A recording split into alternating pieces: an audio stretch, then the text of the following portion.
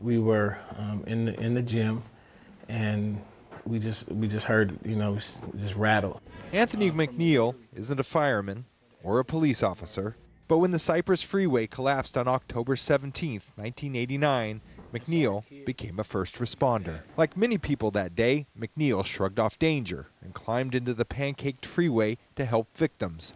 You can hear, people yelling, I'm over here, I'm over here. And we smelled the smoke and the oil, and we heard horns left and right. I mean, it sounded like a symphony. McNeil grew up in West Oakland, just blocks from the Cypress Freeway. The longtime high school educator says the neighborhood's rough streets prepared him for what he saw that day.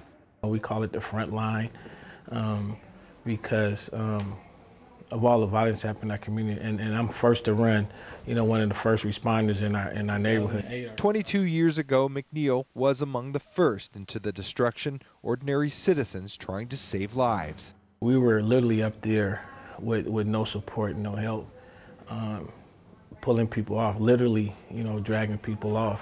When the next disaster hits the Bay Area, experts say people like McNeil will once again be asked to pitch in. Since the '89 quake, San Francisco has trained more than 20,000 volunteers in disaster response. The survivors are really the first people who will be the response folks. I mean, they're going to be there before the first responders. That was awesome. That was just to know that, I had the opportunity to save a life. Even now, the smell of exhaust or the sound of a car horn sends McNeil back to that day.